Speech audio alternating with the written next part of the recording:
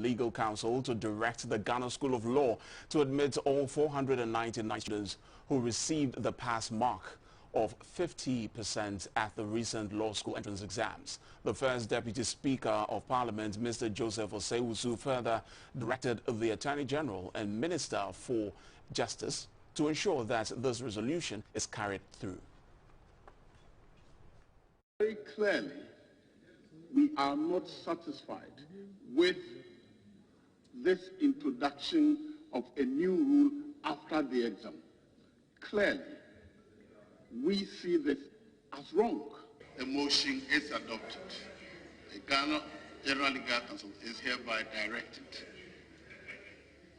to proceed and admit all the students who pass in accordance with the advertised rules of the examination. We had a conversation with one of the members, in fact one of the advocates of this particular resolution, the MP for Boku Central, Mr. Mahama Ayarga. Let us know what happens if the legal council refuses to respect this particular ruling by the House. They won't just ignore a resolution of Parliament. If they disagree with the resolution, there are mechanisms for challenging the resolution of Parliament. So they can do that. They are free to do that. We do know that currently these students are in court. What happens to the case in court per the passage of this particular resolution? I believe that the judge will take into consideration the resolution that we have passed and advise accordingly. And take a decision, not advise. The judges take decision and take the decision that the judge wants to take. You heard the MP for Boku Central from Parliament in Accra, Humu Abdullahi, GTV.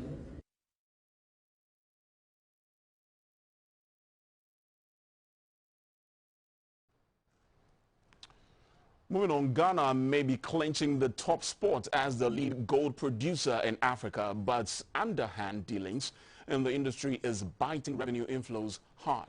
In view of this, a 9-member committee to check gold smuggling and cut back revenue losses in gold exports is in place. Clara Mlano reports.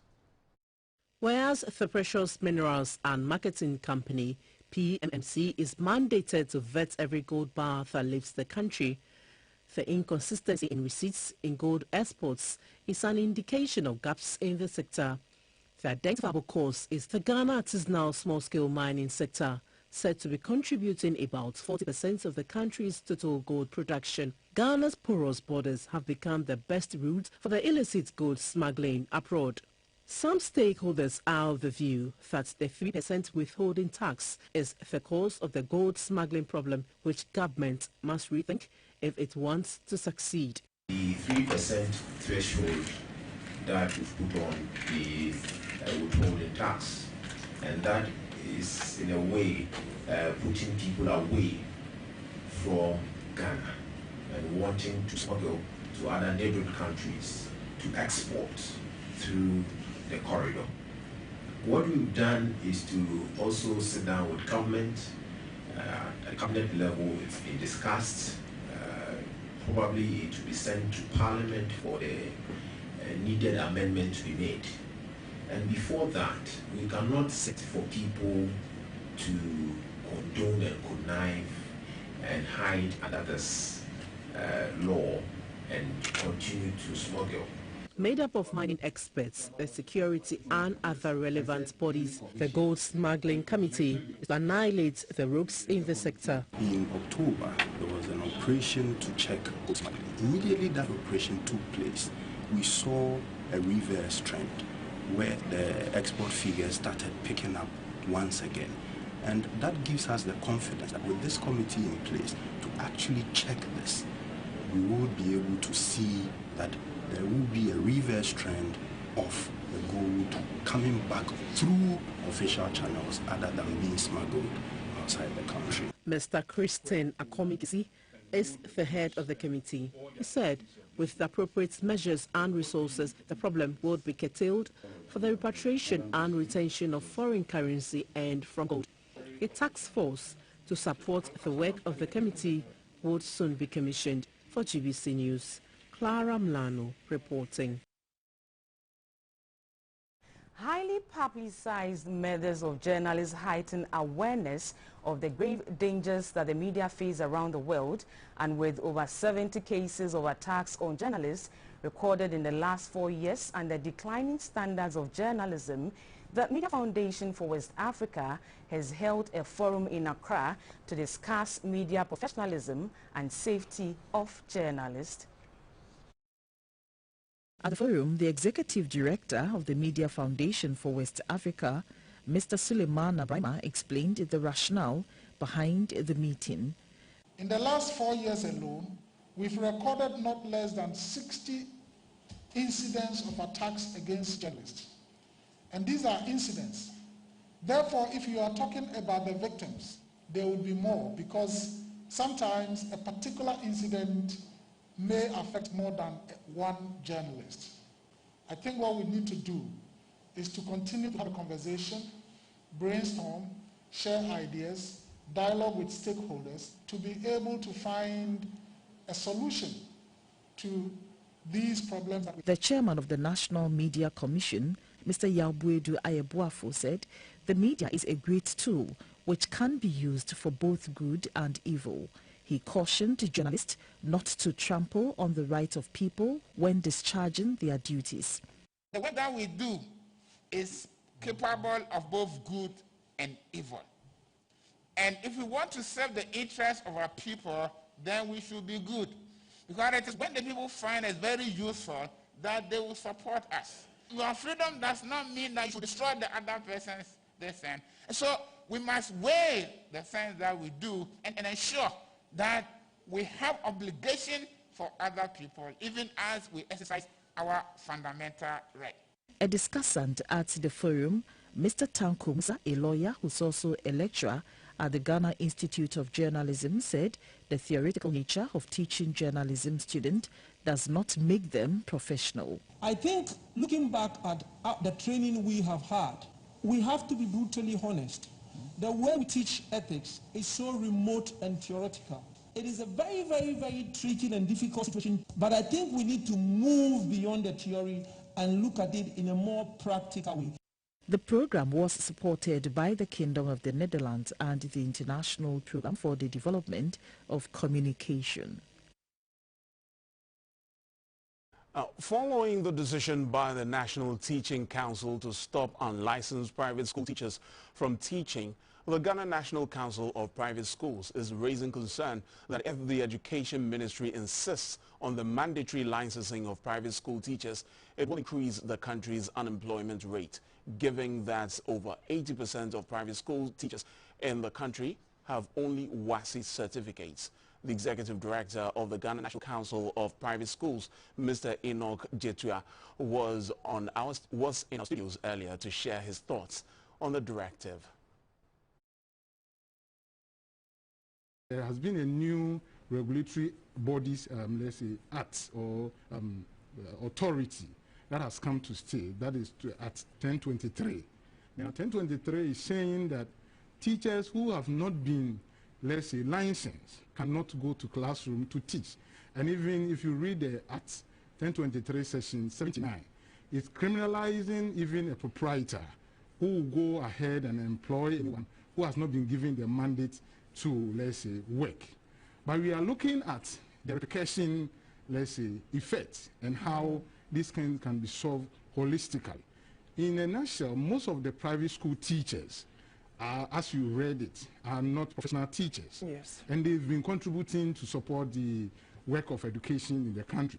Judging from even the fact of educational assessment platforms, the kind of input that they put are very, very, let's say, welcomed or, let's say, enviable.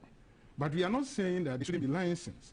But looking at its implementation, the kind of the numbers that we have, and the likelihood of teachers that will be sacked, there's a need for us to have a holistic discussion that can support the implementation of the acts, and then find a way so that the private school teachers can still be at post.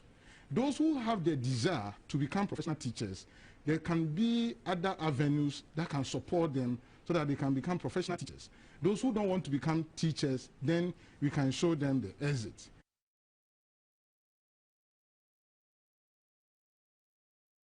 The First Lady, Mrs. Rebecca Akufo-Addo, has launched a book titled The Mother in the Monster, Calming the Storm at the Korle Bu Teaching Hospital, Leadership at a Tough Terrain. The book, authored by Dr. Okoboy, detailed the various reforms he instituted during his tenure as board chair of the Korle Bu Teaching Hospital in 2018. A report by Oforiwa Daku. On assuming office in July 2018, Dr. Okoboy made it his preoccupation to diagnose the monster with a view to find lasting treatment, if not a cure, but to bring it under control. The Mother in the Monster, Calming the Storm at the Korle Bu Teaching Hospital book details accounts of how the monster was carefully and systematically dissected, examined and nurtured. It further reviews the interventions that birthed the industrial harmony which the hospital has been enjoying for some time now, and what it will take to foster and sustain a serene environment. The biggest issue which has been mentioned in this book, which is the real monstrous arrangement, had to do with how HODs in Korle Bu were appointed. The First Lady, Mrs. Rebecca Akufo-Addo, said that Dr. Okoboy showed grit and determination in addressing the challenges he met at the Korle Bu Teaching Hospital, and with cooperation of the board, management and staff of the hospital, his tenure saw a period of consultative problem-solving approach. It is encouraging to know that public office holders have started to document their experiences, including the strategic decisions they took that can serve as guideposts for the future. I believe we'll be seeing more of such documented institutional memory in our public sector. Mrs. Rebecca Akufo-Addo commended Dr. Okoboy, whom she described as a politician, medical doctor, health advocate, a writer, and a personality committed to service to humanity and making an impact. The 82-page book recounts experiences that will serve as a guide to leaders who want to transform both public and private sectors of the Ghanaian economy. For GBC News, Oforiwa Daku reporting.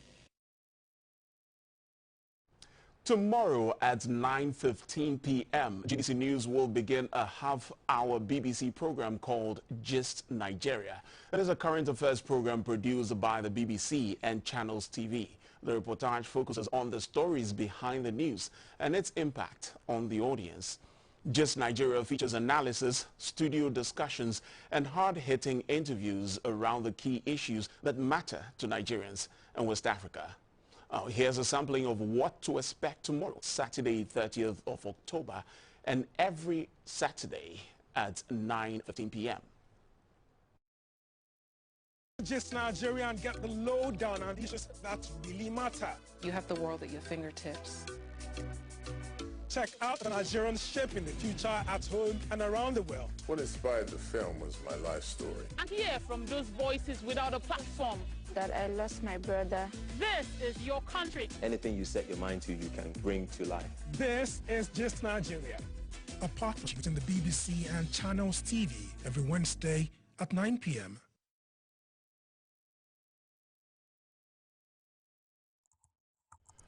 We shall take a quick break. You're still watching News Hour right here on GBC News and on GTV. Stay with us.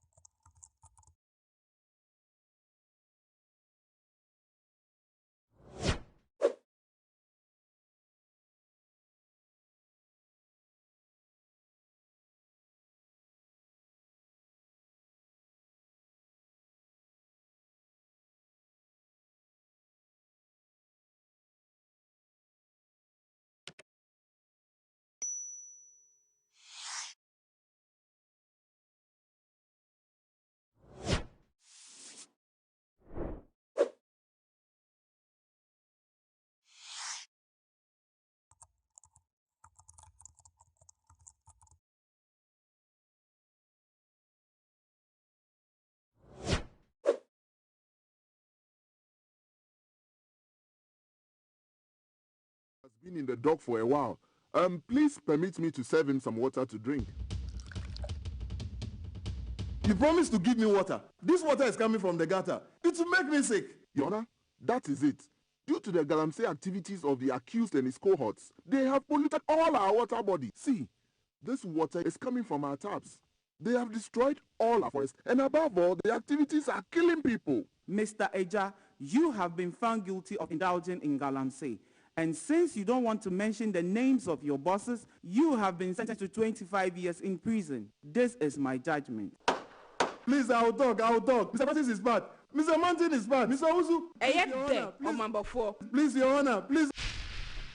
Yenjai galamsey. Yenjai galamsey.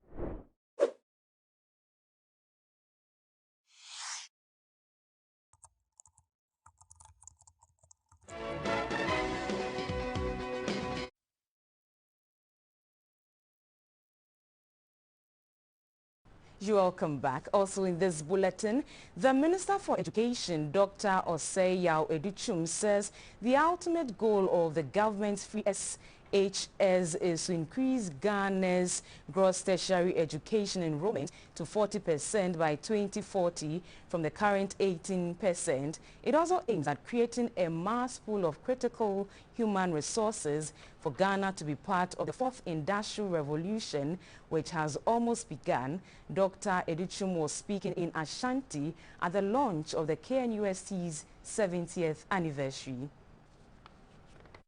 The Kwame Nkrumah University of Science and Technology, KNUST, was established by Ghana's first president, Osagyefo Dr. Kwame Nkrumah, through a government ordinance in October 1951, with 200 pioneer students being teacher trainees transferred from the Achimota School in Accra with a handful of staff. Over the 70-year period, KNUST has metamorphosed, including mandate, infrastructure, programs of studies, funding, student and staff strength. Today, there are 80,000 students presently with about 3,000 academic staff, while the scope of studies has also sharply risen to 520 programs presently, including 386 at the postgraduate level, organized in the collegiate system, including 6 colleges and the Institute of Distance Learning. It all started from a prefabricated structure, and today KNUST has expanded modern physical infrastructure. The university has produced thousands of quality human resources for almost every aspect of the socio-economic space in Ghana and abroad, such as the late former UN Secretary General, Mr. Kofi Annan. It remains the only public university to have successfully nurtured 2 satellite campuses into fully fledged universities and still mentoring about 100 public and private tertiary schools across the country. In celebrating its 70th milestone, management is also reflecting on the past to identify and address the shortcomings, build on the successes, and chart a new way forward to remain more relevant with time. The year-long celebration has the theme, 70 Years of Global Impact, a new age for renewed focus. The Asante-Hene Otumfuo Osei Tutu unveiled the 3D anniversary logo monument built at the main entrance of the university.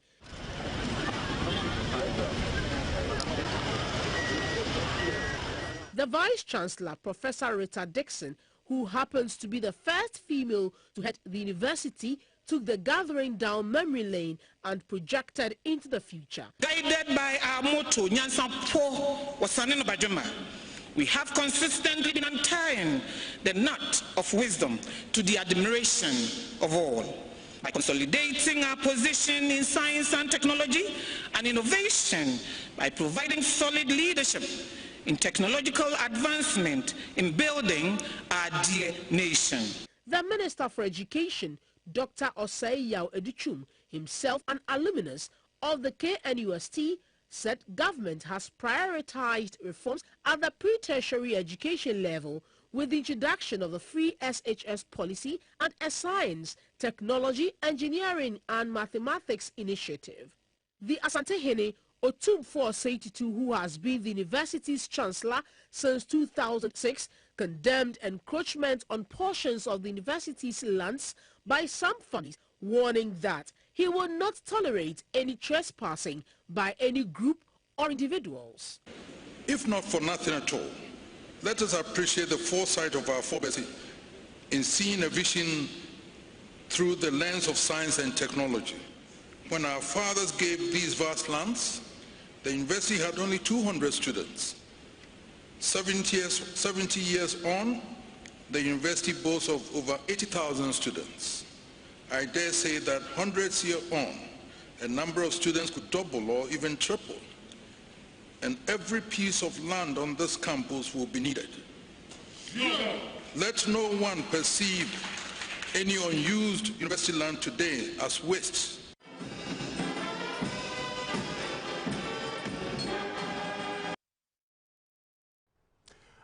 Unsuspecting motorists risk getting their tires deflated as soon as they drive over the ramps at the Chopoli toll booth on the Accra-Aflao Road. This is because the iron rods used in constructing the ramps have all been exposed due to the eroding concrete.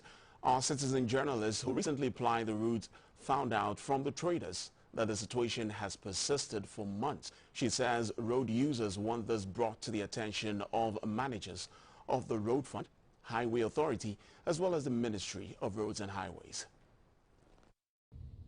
Driving on the Accra-Aflao Highway demands a first-time user to exercise extra caution due to the unleveled and bumpy nature of some sections of the road.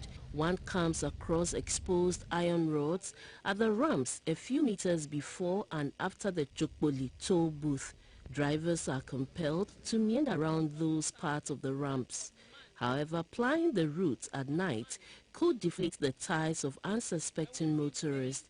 According to traders, the situation has gone unattended to for months since the establishment of the Road Fund in 1985 and amended in 2000 to mandate the Ministry of Roads and Highways to collect road funds. Road users are concerned that not much has been done to maintain the roads in the country. They say it appears it has become the norm rather than the exception to find deteriorated roads in many parts of the country, especially where the toll booths have been sited.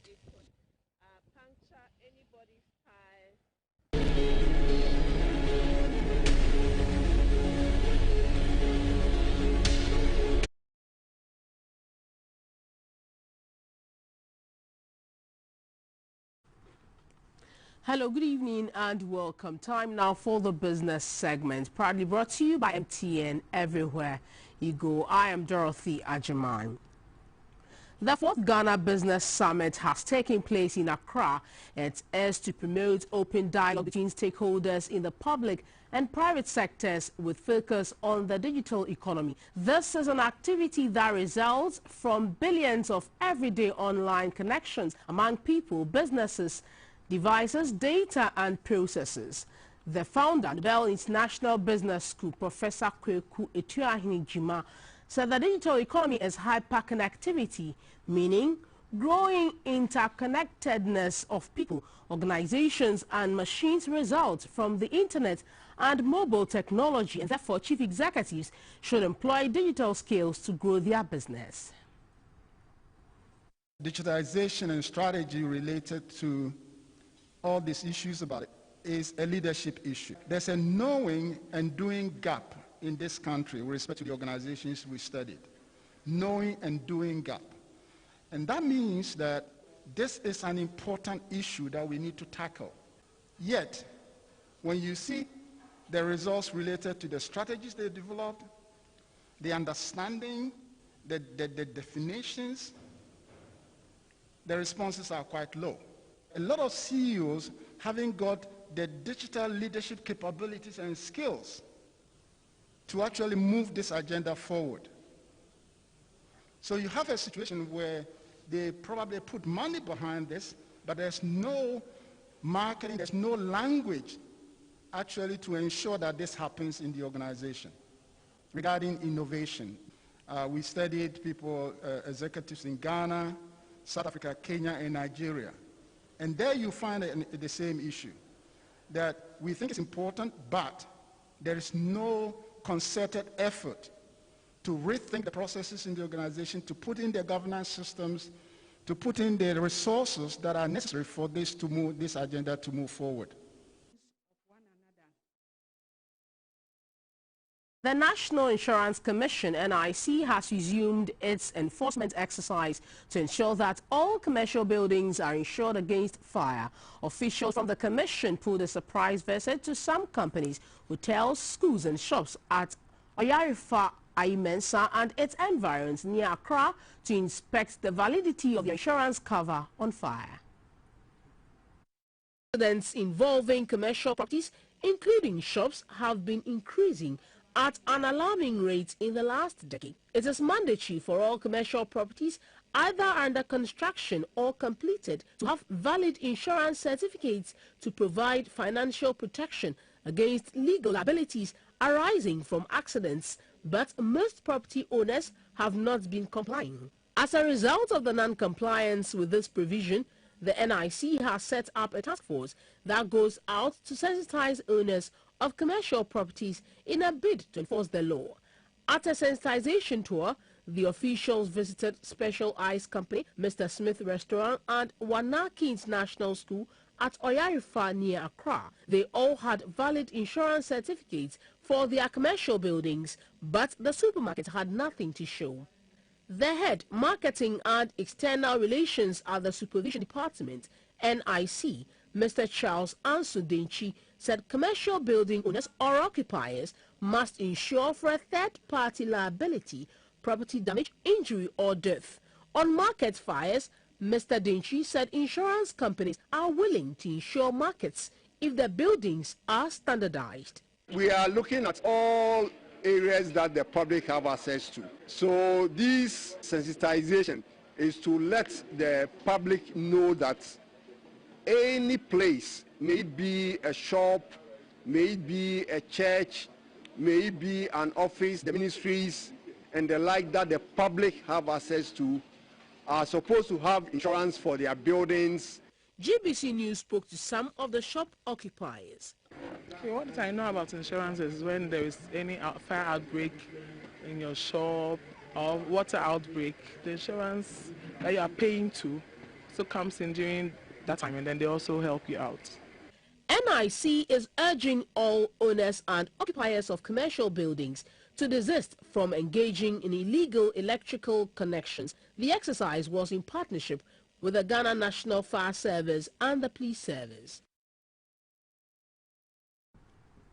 The Global Education Monitoring Report indicates that just about 2% of the student population below the age of 25 in Ghana are enrolled in technical and vocational education training, TVET.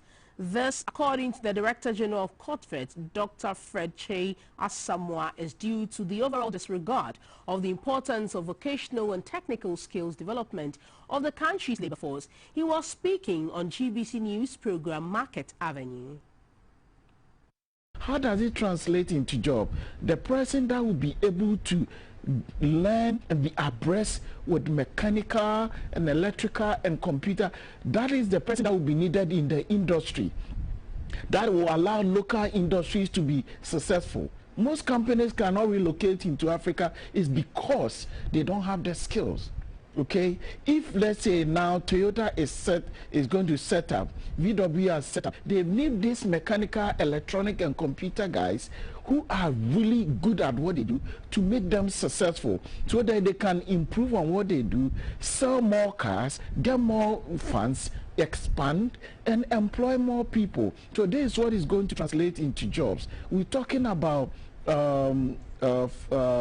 and beauty therapy.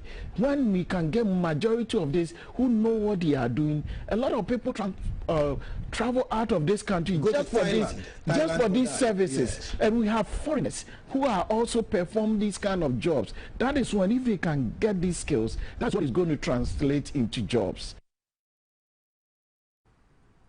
On the interbank markets, the cedi is trading at 5 cedis 90 pesos to the US dollar, to the pound sterling at 8 cedis 15 pesos, and the euro at 6 cedis 90 pesos. Next are the figures and the prices of gold, cocoa and light crude from the Commodity Board.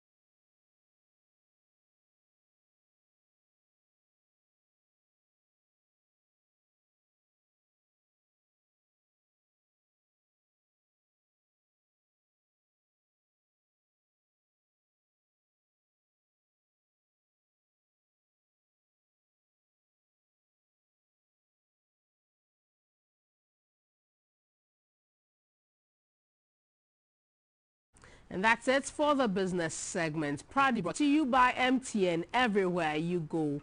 Up next is the energy segment. Please stay.